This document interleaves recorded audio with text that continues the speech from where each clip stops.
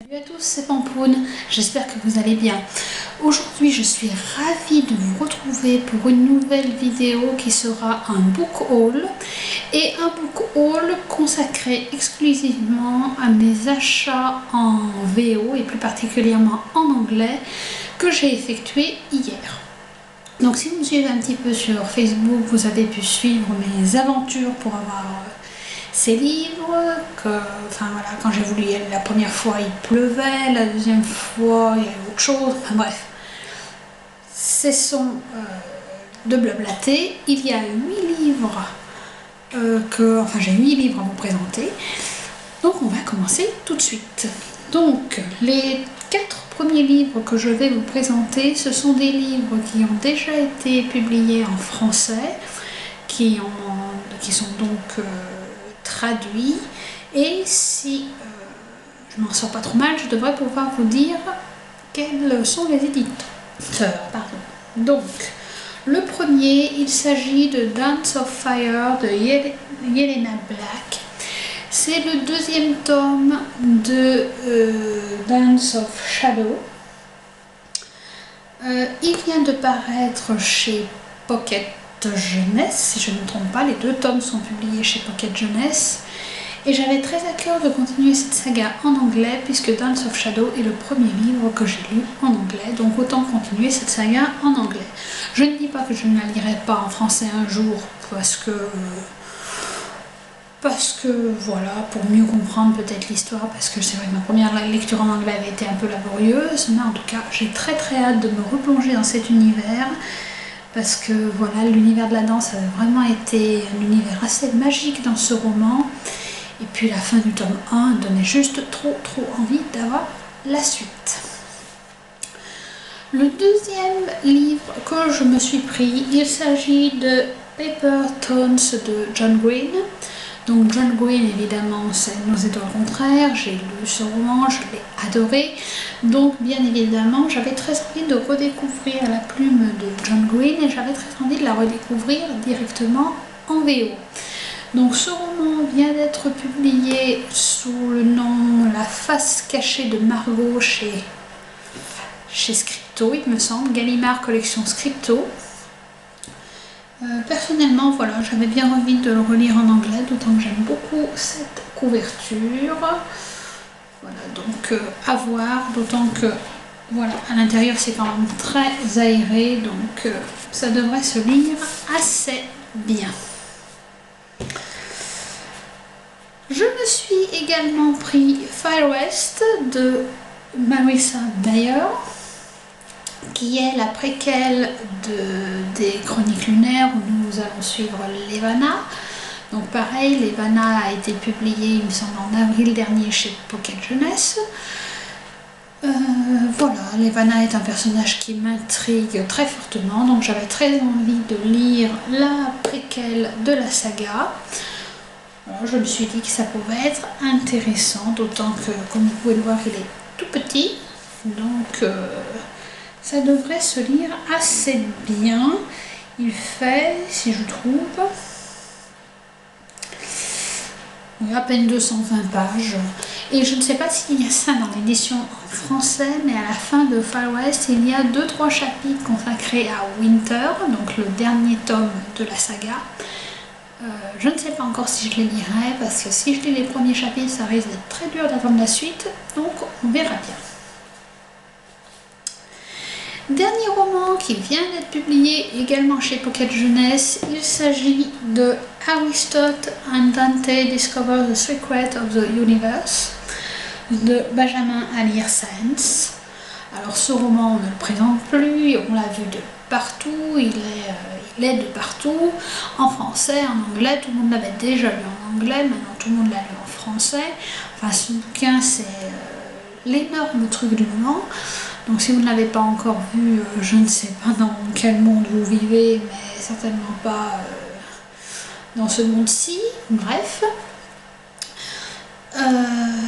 J'avais très envie de découvrir ce roman, la couverture est magnifique, même si je trouve très dommage qu'ils aient mis les petits logos des différents prix littéraires qu'a eu le roman, mais bon, ça c'est pas trop grave. Voilà, donc je suis très curieuse de découvrir cette histoire, pareil, très aérée, très sympa, donc j'ai hâte de le découvrir et de me faire ma propre opinion sur ce roman. Je vais maintenant passer aux romans qui n'ont pas été publiés en français. Donc le premier, je me suis pris Pure de Jennifer L. Armentrout, qui est le deuxième tome de la saga The Covenant. Donc j'avais beaucoup aimé le premier tome, Half-Blood. J'ai beaucoup aimé aussi la préquelle qui est Diamond, il me semble. Attendez, je ne voudrais pas vous dire de bêtises. Oui, Diamond, la préquelle. Donc voilà, c'est un anglais un petit peu plus compliqué. J'ai eu un petit peu plus de mal avec The Covenant qu'avec d'autres romans que j'ai eu pu lire en anglais. Mais bon, voilà, j'avais très envie de découvrir la suite. On a toujours cette espèce de couverture vraiment magnifique. Ce bleu, je trouve que c'est divin. On trouve la même chose sur la tranche. Ça fait vraiment une très très belle collection. Et j'ai très très hâte de retrouver la plume de Jennifer L. Armentrout, qui commence à vraiment faire parler d'elle en français. Donc voilà, je suis très heureuse de pouvoir la découvrir au fil de ses romans en anglais. Livre suivant, je me suis pris un roman dont il a été déjà pas mal question sur la blogo, notamment sur le site de Justine de Fairy Neverland, sur la chaîne de Lucie de Loulaili, également sur la chaîne de Jess Livre Addict. Il s'agit de A Little Something Different de Sandy Hall. Alors déjà, j'ai craqué sur cette couverture. Je la trouve tellement mignonne, cette couverture. Je trouve ça, voilà, trop jolie. Donc déjà, rien pour ça, j'avais envie d'acquérir ce livre. Et puis, le synopsis n'a pas été à me faire penser à Raymond Queneau aux exercices de style, puisque dans ce roman, nous allons suivre une histoire d'amour selon 14 points de vue différents. Et ça, je dois dire que ça m'intrigue vraiment. En plus, le livre est très très court, donc j'ai vraiment hâte de voir ce que ça peut donner. D'ailleurs, il est fort probable que ce soit l'une de mes prochaines lectures. En allant chercher ma commande, je me suis également rendu compte qu'il y avait des caisses de livres en solde. J'ai farfouillé et j'ai trouvé Into the Darkest Corner de Elizabeth Hines. Alors je ne sais pas si ce roman a été publié en français, je ne sais pas trop de quoi ça parle. Apparemment c'est un peu une histoire d'amour où les deux, l'homme et la femme vont se séparer et puis combien de temps après, 4 ans plus tard, elle va recevoir un coup de fil étrange. Enfin bon, j'ai pas exactement compris de quoi il était question. Simplement, comme vous pouvez le voir, le livre était à 2 €. Il s'agit quand même d'un bon roman. Donc, tome unique, je me suis dit que de toute façon, je n'avais pas grand chose à perdre et je me suis dit que j'allais tenter l'expérience. Par contre, le livre est assez dense, comme vous pouvez le constater. Et il fait quand même pas moins de presque 400 pages, donc je ne le lirai probablement pas tout de suite, mais je suis contente de l'avoir dans ma pelle. Et enfin, je me suis pris un roman dont je n'ai pas vu grand monde en parler, en tout cas pas sur les chaînes françaises. C'est un roman que j'avais repéré avant sa sortie pour sa couverture que je trouve absolument divine. C'est un roman qui me faisait de l'œil, que j'avais envie de commander dès sa sortie, mais bon, il y a eu plusieurs choses qui ont fait que je ne l'ai pas fait. Et là, j'ai enfin pu me le commander. Il s'agit de Written in the Stars de Aisha Saed. Donc apparemment l'histoire d'une jeune fille qui vit aux États-Unis mais qui est d'origine pakistanaise et qui va se retrouver dans un processus de mariage arrangé, mais d'un autre côté apparemment elle est amoureuse d'un autre garçon qui n'a rien à voir avec la choucroute, donc ça va évidemment créer des problèmes. Et voilà, donc je me suis dit que l'histoire pouvait être vraiment intéressante. La couverture, non mais regardez-moi cette couverture, franchement, on dirait... franchement, pour moi, cette couverture, elle est tout droit issue des Mille et Une Nuits. C'est magnifique. Je vous montre la tranche, le dos. Je cache le prix quand même un minimum. Voilà, je trouve que c'est sublime. Le travail éditorial sur ce livre est vraiment extraordinaire. Je vais enlever la jaquette pour vous montrer parce que il s'agit de mon tout premier hardback.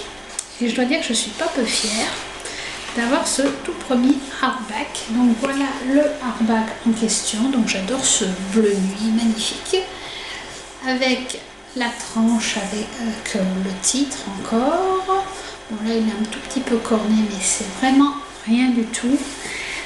À l'intérieur vous avez un papier de sublime qualité et les débuts de partie sont comme ceci. Donc je trouve ça vraiment magnifique. J'espère vraiment que le roman sera à la hauteur de l'objet livre. Je vous remontre un peu la jaquette comme ça, voilà. Donc je vais remettre le livre à l'intérieur. Donc voilà, je suis vraiment ravie et j'ai vraiment hâte de le commencer. Donc j'espère que cette vidéo vous aura plu.